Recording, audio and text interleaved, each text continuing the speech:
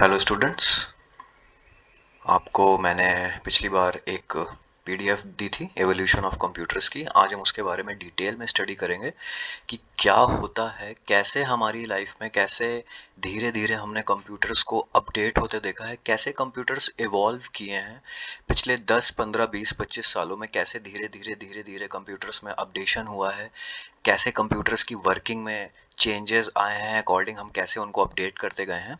So let's start. क्या कहता है ये?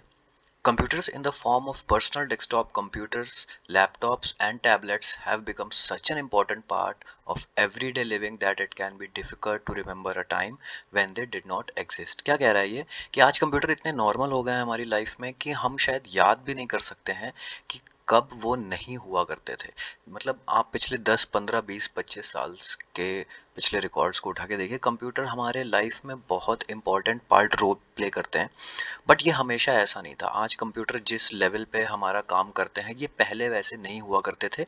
धीरे धीरे पहुंच के आज हम कंप्यूटर के इस लेवल पे आए हैं। आगे क्या कह रहा है ये? In reality computers as they are known and used today are still relatively new, although computers have technically been in use since the abacus approximately 5000 years ago. It is modern computers that have had the greatest and most profound effect on society. The first full-size digital computer in history was developed in 1944 called the Mark I. This computer was used only for calculations and weighed 5 tons. ध्यान से सुनिएगा इसको। Despite it's size and limited ability, it was the first of many that would start of generations of computer development and growth. क्या कह रहा है ये? पहला जो हमारा फुल साइज कंप्यूटर जो इंसान बना पाया था, वो बना था हमारा 1944 में। उसका नाम हम लोग ने रखा था मार्क वन। और आज के कंप्यूटर से अगर आप इस मार्क वन को कंपेयर करिए तो इसका साइज था 5 टन। समझ रहे हैं आप कितना हैवी हुआ करता था ये computers. First generation of computers, अब ये क्या कहती है कि ये कंप्यूटर्स का जो हमारा इवॉल्व हुए हैं, कंप्यूटर का जो इवोल्यूशन हुआ है, ये जनरेशन वाइज हुआ है। ऐसा नहीं हुआ है कि अचानक से आपको एकदम हाथ में रखा हुआ लैपटॉप मिल गया। नहीं, ये धीरे धीरे प्रोसेस आई एम सॉरी, धीरे धीरे ये प्रोसेस अपडेट हुआ है, तब जाके आज हमारे पास इतने इतने वेल फंक्शनिंग कंप्यूटर्स हमारे पास अवेलेबल है।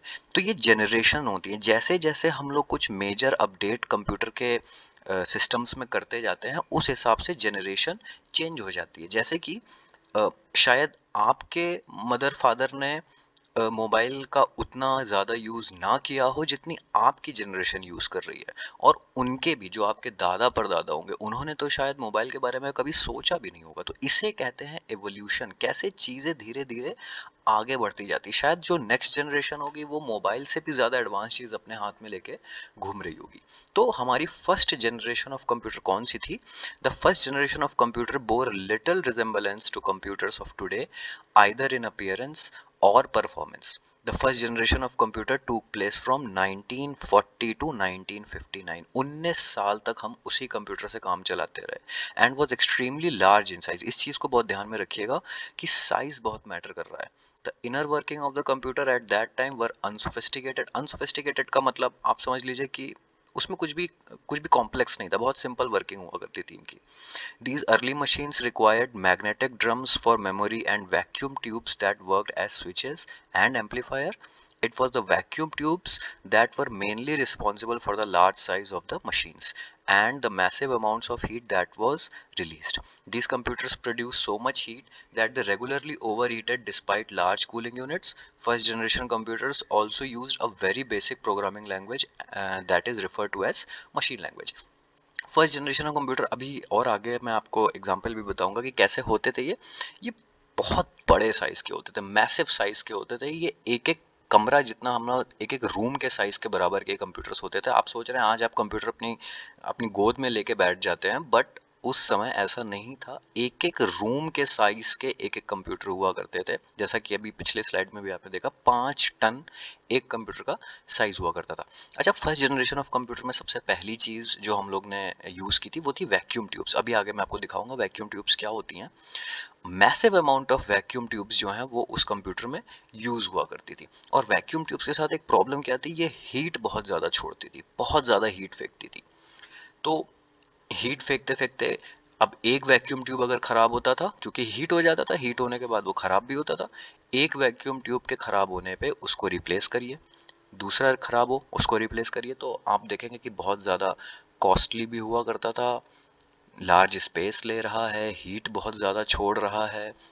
Main features of first generation में हमको क्या था, वैक्यूम ट्यूब की टेक्नोलॉजी यूज़ की गई थी, अनरिलायबल मतलब कि भरोसेमंद नहीं था बिल्कुल भी, supported machine language only, very costly, पैसा बहुत ज़्यादा इसमें लगता था, generated a lot of heat and consumed a lot of electricity, जब बहुत ज़्यादा हीट निकल रही है तो ऑफ कोर्स इलेक्ट्रिसिटी भी बहुत ज़्यादा लगेगी, slow input and output devices, बहुत स्लो चलते थे ये कंप्यूटर्स, बहुत बड़े होते थे, huge size, need of N AC, इनको ठंडा रखने के लिए एसी की भी ज़रूरत पड़ती थी कि जिससे कि रूम में जो टेम्परेचर है वो बहुत ज़्यादा ना हो जाए, इसके लिए इन कंप्यूटर्स के लिए एसी की ज़रूरत पड़ती थी।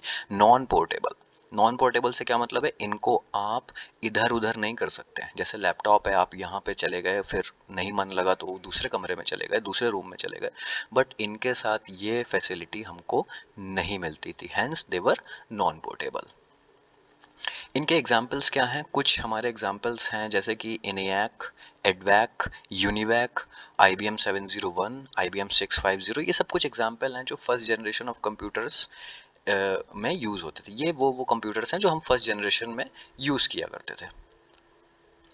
ये देखिए, ये आप जो देख रहे हैं ये वैक्यूम ट्यूब्स हैं, और ये जो लास्ट वाली इमेज आप देख रहे हैं ये एक फर्स्ट जनरेशन कंप्यूटर है, इसका साइज आप देख रहे हैं कितना मैसिव है, और ऑन द कॉन्ट्ररी इसमें हम लोग सिर्फ कैलकुलेशंस कर सकते थे, सबसे बड़ी इशू, इतना बड़ा साइज होने के बाद, इतना कॉस्टली होने के बाद भी हम इसमें सिर्फ मैक्सिमम जो यूज इसका ले सकते थे वो कैलकुलेशंस का यूज ले सकते थे।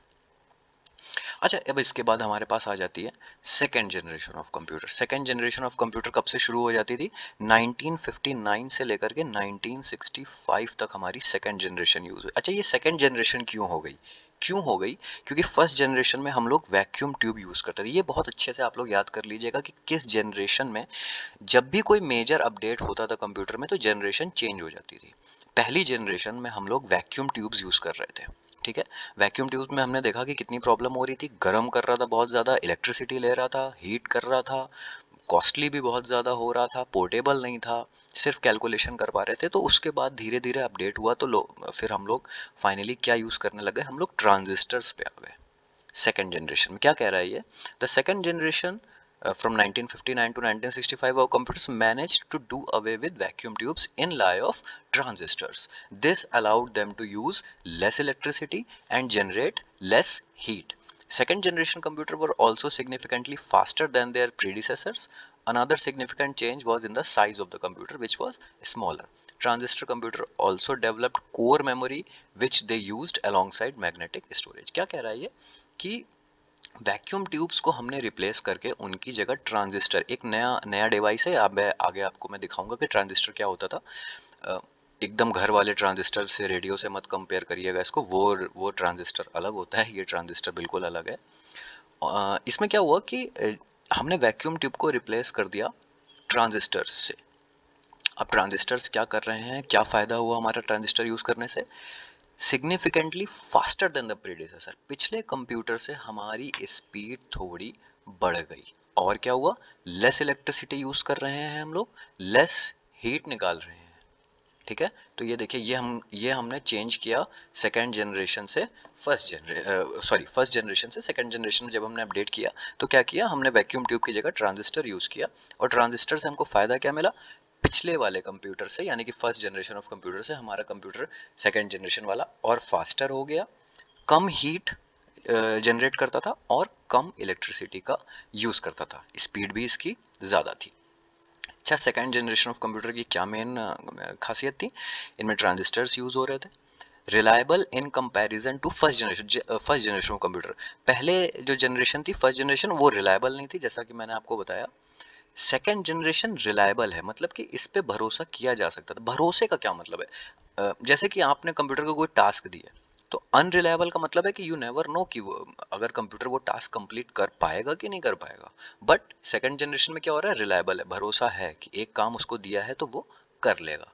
Smaller size as compare to the first generation of computers. इनका साइज जो है वो फर्स्ट जनरेशन ऑफ कंप्यूटर से भी कम था। जो साइज है वो बहुत मैटर कर रहा था। मैंने आपको बताया था 5 टन और एक रूम के बराबर पूरा स्पेस लेते थे वो। Generated less heat as compare to the first generation of computer, कम हीट जनरेट कर रहे थे पहले जनरेशन के कंपैरिजन में। Consumed less electricity as compare to first generation computer, less electricity भी ले रहे थे, फास्टर थे, कॉस्टली तो थे ही। अभी हम लोग कॉस्ट पे नहीं आ पाए। कॉस्ट जितनी पहले लग रही थी वो अभी भी लग रही थी, एसी अभी भी हमारे लग रहे थे, बट हमको फायदा क्या मिला, हमारी स्पीड ज्यादा हो गई, हम हीट कम प्रोड्यूस कर रहे थे और हम इलेक्ट्रिसिटी कम यूज कर रहे थे। एसी की अभी भी हमको जरूरत थी और मशीन और असेंबली लैंग्वेजेस को ये सपोर्ट करता था। इनके एग्जाम्पल क्या क्या थे, कौन कौन से कंप्यूटर इस जनरेशन में यूज हुए? IBM 1620, IBM 7094, CDC 1604, CDC 3600, UNIVAC 1108। इन नाम से आप बिल्कुल कंफ्यूज मत होइएगा, ये बहुत सोफिस्टिकेटेड मशीन्स थी। इनके एग्जाम्पल्स आप एक बार अच्छे से देख लीजिए, आपको समझ में आ जाएगा, वरना इन नाम को लेके आपको बिल्कुल भी परेशान होने की जरूरत नहीं है। अब ये देखिए, ये जो आपके सामने इमेजेस आ रही हैं, ये हैं हमारे ट्रांजिस्टर। देखिए बहुत छोटे छोटे डिवाइसेस हैं, ये देखिए, और ये कंसिडरेबल अमाउंट, कितना कम हो गया है हमारा साइज, बहुत ज़्यादा कम हो गया। जैसे कि अगर आप पहले में जाएंगे, इसमें देखेंगे, ये साइज देखिए कंप्यूटर का, और ये वाला साइज देखिए, देखिए ऑलमोस्ट हाफ हो गया है हमारा size as compare to first generation of computer. ठीक है, अब हमारी आ जाती है third generation of computer. Third generation of computer क्यों आ गई? क्योंकि इसमें हमने ट्रांजिस्टर से स्विच कर दिया किस पे? इंटीग्रेटेड सर्किट्स पे। आगे मैं आपको बताऊंगा इंटीग्रेटेड सर्किट्स क्या होते हैं। From 1965 to 1971, computers went through a significant change in terms of speed, courtesy of integrated circuits. Integrated circuits or semiconductor chips were large number of miniature transistors packed on silicon chips. This not only increased the speed of computers but also made them smaller, more powerful and less expensive. In addition, instead of the punch cards and the printouts of the previous systems, keyboards and monitors were now allowing people to interact with computers machine. अच्छा, अब देखिए फिर से हमने एक update कर दिया है। सेकेंड जनरेशन में के बाद हम क्यों थर्ड जनरेशन पे आ गए? क्यों? क्योंकि हमने इस बार ट्रांजिस्टर की जगह इंटीग्रेटेड सर्किट्स का यूज किया है। और कब तक यूज किया है? 65 से 71। ये देखिए, ये पीरियड है हमारा थर्ड जनरेशन में। अच्छा, ये हमारा इंटीग्रेटेड सर्किट्स जो हम यूज करने आगे मैं दिखाऊंगा आपको इंटीग्रेटेड सर्किट्स कैसे होते हैं। क्या फायदा हुआ हमारा? Increase in speed of computer. हमारी स्पीड कंप्यूटर की और भी ज्यादा बढ़ गई, छोटे हो गए हमारे computer. Also made them smaller, more powerful and less expensive. अब ये देखिए, यहाँ पे कॉस्ट हमारी कम हो गई है। पहले जो हमारी कॉस्टली आ रहे थे फर्स्ट जनरेशन सेकंड जनरेशन में, थर्ड जनरेशन में हमारी थोड़ी सी कॉस्ट कम हो गई है, स्पीड भी बढ़ गई है, साइज भी छोटा हो गया है, कंप्यूटर मोर पावरफुल हो गए हैं, और हम कीबोर्ड और मॉनिटर्स का यूज करने लगे थे थर्ड जनरेशन ऑफ कंप्यूटर्स में। इनके मेन फीचर्स क्या थे? आईसी यूज कर रहे थे हम लोग, इंटीग्रेटेड सर्किट्स यूज कर रहे थे, more reliable in comparison to previous two generation. ये और भी ज्यादा भरोसेमंद हो गया था, इनके इनके खराब होने के चांसेस और भी कम थे पहले दो जनरेशन के कंपैरिजन में। स्मॉलर साइज इनका कम था, जनरेटेड लेस हीट, ये और भी कम हीट निकालते थे, और भी फास्टर थे ये, लेसर मेंटेनेंस। पहले में आप देखेंगे, पहले दो जनरेशन्स में मेंटेनेंस बहुत लगती थी। एक वैक्यूम ट्यूब खराब हुआ, झट से आपको दूसरी वैक्यूम ट्यूब उसको रिप्लेस करनी पड़ेगी। एक ट्रांजिस्टर खराब हुआ, आपको झट से ट्रांजिस्टर रिप्लेस करना पड़ेगा। बस यहाँ पे लेसर मेंटेनेंस था, मेंटेनेंस की हमारी इतनी प्रॉब्लम नहीं आ रही थी। कॉस्टली तो थे, बट पहले के कंपैरिजन में काफी काफी कम थे। एसी अभी भी रिक्वायर्ड हो रहा था क्योंकि हीट अभी भी जनरेट हो रही थी। हाँ, लेसर इलेक्ट्रिसिटी यूज कर रहे थे। और एक अच्छी बात ये थी कि ये हाई लेवल लैंग्वेज, जब आप थोड़ा और आगे क्लासेस में जाएंगे तब आपको पता चलेगा ये low level language, high level language, mid level language ये क्या होती है। अभी इसमें ज़्यादा आपको परेशान होने की ज़रूरत नहीं है। इनके एग्जाम्पल्स क्या थे? कौन कौन से कंप्यूटर बने इसमें? IBM 360 सीरीज के कंप्यूटर बने, हनीवेल 6000 सीरीज के कंप्यूटर बने, PDP पर्सनल डेटा प्रोसेसर्स बने, IBM 370 168 बने, TDC 316। ये सब कुछ कंप्यूटर्स के नाम है। जैसे आज आप देखेंगे, आज आपके एलियन वेयर्स के कंप्यूटर आते हैं, आपके विंडोज़ के कंप्यूटर आते हैं, आपके लेनोवो के कंप्यूटर्स आते हैं, उसी तरीके से ये सब कुछ अलग अलग कंप्यूटर हैं जो उस टाइम पे हम लोगों को मिल रहे थे। ये देखिए, ये हमारे हैं इंटीग्रेटेड सर्किट्स। ये एक हमारी आईसी है, ठीक है, ये इंटीग्रेट कर दी गई है एक मदरबोर्ड के ऊपर। आपने अपने टेलीविजन्स वगैरह में देखा होगा इस तरीके के सर्किट बोर्ड्स ग्रीन कलर के जिसमें बहुत सारी ये चिप्स लगी रहती हैं। ये एक्चुअली वहीं से हम लोग ने थर्ड जनरेशन से ही कॉपी करके लाए हैं हम लोग आईसी का कंसेप्ट। और ये देखिए ये साइज हमारा कितना कंसिडरेबली लो हो गया है as compare to the previous 2 generations. हम लोग ने मॉनिटर का यूज़ किया है, कीबोर्ड का भी यूज़ किया है। और पहले देखिए, पहले हमारे पास ऐसा कुछ भी नहीं था। हम लोग पंच कार्ड्स वगैरह यूज़ कर रहे थे अपना डेटा कंप्यूटर को देने के लिए। ये देखिए यहाँ पे हमारे पास कहीं भी ना कोई मॉनिटर है ना कोई कीबोर्ड है, बट हमारी थर्ड जनरेशन में हमको मॉनिटर और कीबोर्ड का यूज़ करने का एक ऑप्शन मिल गया था। अच्छा, अब इसके बाद हम आ जाते हैं फोर्थ पे। फोर्थ जनरेशन ऑफ कंप्यूटर क्या कहती है? The changes with the greatest impact occurred in the years from 1971 to 1980। क्या कह रहा है? जो सबसे बड़ा इम्पैक्ट हुआ कंप्यूटर्स की दुनिया में वो हुआ 1971 से 1980 के बीच में। During this time, technology developed to a point where manufacturers could place millions of transistors on a single circuit chip। एक ही चिप पे हजारों लाखों ट्रांजिस्टर्स जो हैं वो एम्बेड कर दिए जाते थे। Computers of fourth generation used very large scale integrated circuits, VLSI technology. आप आगे जब हायर क्लासेस में जाएंगे तब आपको जानने को मिलेगा कि ये वीएलएसआई एक्चुअली क्या होती है। बहुत बहुत एडवांस टेक्नोलॉजी है। इसमें हम लोग एक छोटे से सर्किट में बहुत लार्ज स्केल का इंटीग्रेशन करते हैं। बहुत लार्ज स्केल का इंटीग्रेशन का मतलब है कि एक छोटी सी जगह पे बहुत सारा काम हम लोग कर देते हैं। बहुत सारी आईसीज और ट्रांजिस्टर्स एक ही छोटी सी जगह पे एम्बेड कर देते थे। VLSI circuits having about 5,000 transistors and other circuits elements with their associated circuits on a single chip made it possible to have microcomputers of fourth generation। अच्छा, अब आप ये देखिए, जब एक छोटी सी जगह पे हम लोग इतना सारा सर्किट जब बनाए दे रहे हैं तो ऑफ कोर्स क्या फायदा होगा? हमारा साइज बहुत छोटा हो जाएगा।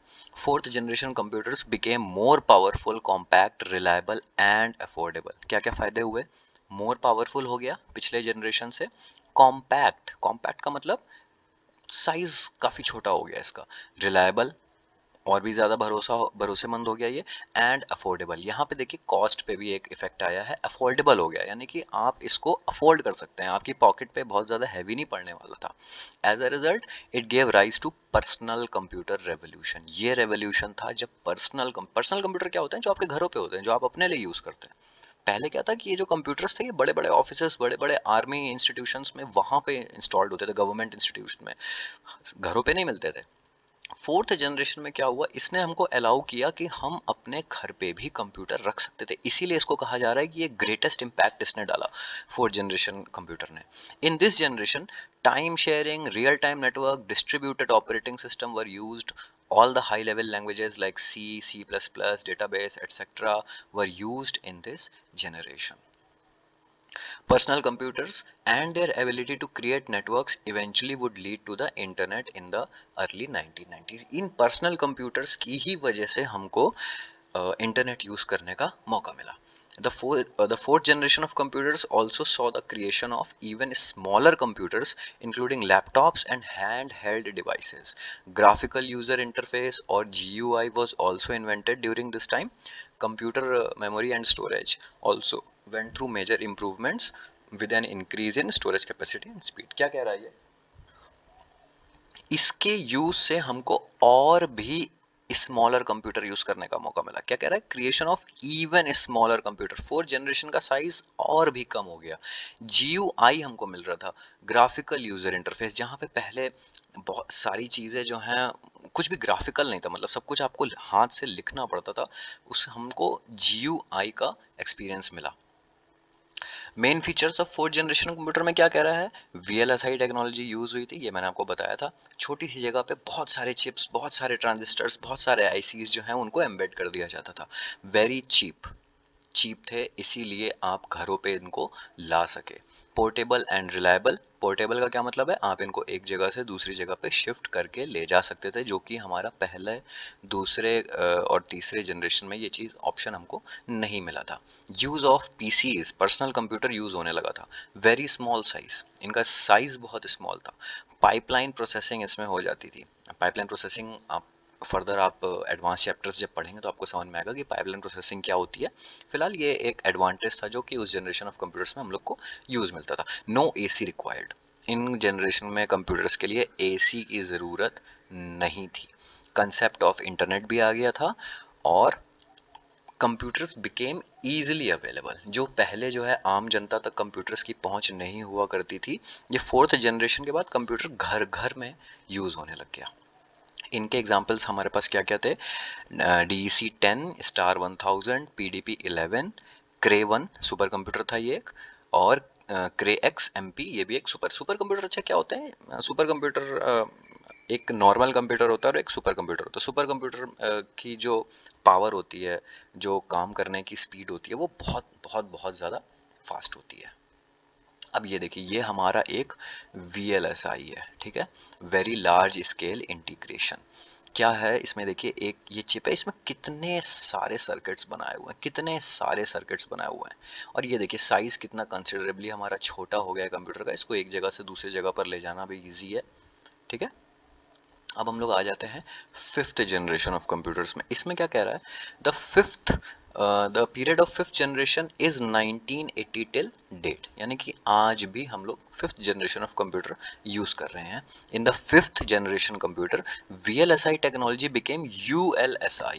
पहले हम लोग वेरी लार्ज स्केल इंटीग्रेशन का यूज कर रहे थे, बट अब हम लोग क्या कर रहे हैं? अल्ट्रा लार्ज स्केल इंटीग्रेशन कर रहे हैं, यानी कि उससे भी ज्यादा। पहले हम लोग छोटी सी जगह में अगर 5000 चिप्स लगा रहे थे, तो आज हम लोग उतनी ही जगह में 5 लाख लगाए दे रहे हैं। क्या कह रहा है ये? ULSI technology resulting in the production of micro processor chips having 10 million electronic components. आप समझ रहे हैं? एक ही छोटी सी जगह पे 10 मिलियन इलेक्ट्रॉनिक कंपोनेंट्स हम लोग एम्बेड कर रहे थे। This generation is used on parallel processing hardware and artificial intelligence. ये आपको हमेशा याद रखना है। फर्स्ट जनरेशन ऑफ कंप्यूटर में हम लोग ने वैक्यूम ट्यूब्स यूज किया। सेकेंड जनरेशन ऑफ कंप्यूटर्स में हम लोगों ने ट्रांजिस्टर्स का यूज किया। थर्ड जनरेशन ऑफ कंप्यूटर्स में हम लोग ने इंटीग्रेटेड सर्किट्स का यूज किया। फोर्थ जनरेशन ऑफ कंप्यूटर में हम लोग ने VLSI very large scale integration का यूज किया। और फिफ्थ जनरेशन में हम लोग किस पे आ गए हैं? ULSI और आर्टिफिशियल इंटेलिजेंस। आर्टिफिशियल इंटेलिजेंस का मतलब मैं आपको अगर बहुत सिंपल वर्ड्स में बताऊं, तो कंप्यूटर को हम लोग ने इतना ज्यादा एडवांस बना दिया कि वो हमारे जैसे सोचने की भी पावर रख सकता था। AI is an emerging branch in computer science which interprets the means and method of making computers think like human beings. इसी को हम लोग बोलते हैं आर्टिफिशियल इंटेलिजेंस। जैसे ये जो हमारे रोबोट्स वगैरह होते हैं, ये क्या होते हैं? ये हमारे ही जैसे सोच सकते हैं। ये इतने आजकल के इतने एडवांस रोबोट्स हम लोग डेवलप कर चुके हैं, जो कि ऑपरेशन भी कर रहे हैं। जो डॉक्टर नहीं कर रहा है, रोबोट्स ऑपरेशन कर रहे हैं। रोबोट्स कार ड्राइव कर रहे हैं। रोबोट्स आपके लिए होटल्स में खाना ला रहे हैं। देखिए कितने सारे यूज हम लोग रोबोट्स के कर रहे हैं। क्यों? क्योंकि हम लोग आर्टिफिशियल इंटेलिजेंस के थ्रू उसको हम लोग इतना अपग्रेड कर रहे हैं, इतना अपडेट कर रहे हैं कि वो हमारे जैसे काम कर सकता है। कुछ लैंग्वेजेस थी, C++, जावा, .NET, ये सब हम लोगों ने इसी जनरेशन में यूज कर पाए। In the future, computer users can expect even faster and more advanced computer technology. Computers continue to develop into advanced forms of technology. Fifth generation computer has yet to be truly defined, as there are numerous paths that technology is taking towards the future of computer development. For instance, research is ongoing in the field of nanotechnology, artificial intelligence as well as quantum computation. क्या कह रहा है ये कि fifth generation कब तक चलेगी ये हम नहीं कह सकते। अभी भी इसमें इतने अपडेट हो रहे हैं, इतने नई नई चीज़ें हर दिन आ रही हैं कि ये आगे किस लेवल पे पहुंचेगा ये अभी हम लोग भी नहीं कह सकते हैं। अच्छा, इसमें क्या क्या इसकी खास बात थी? एक तो आर्टिफिशियल इंटेलिजेंस हम लोग कहाँ कहाँ यूज़ करते हैं? रोबोटिक्स में, जैसा कि मैंने आपको बताया, रोबोट्स जो हैं वो आर्टिफिशियल इंटेलिजेंस का यूज़ करते हैं। न्यूरल नेटवर्क्स जो हैं, गेम प्लेइंग, जो हम लोग कंप्यूटर्स पे गेम खेलते हैं, वो भी AI के ही ऊपर बेस्ड होते हैं सारे। Development of expert system to make decision in real life situations, natural language understanding and generation, ठीक है।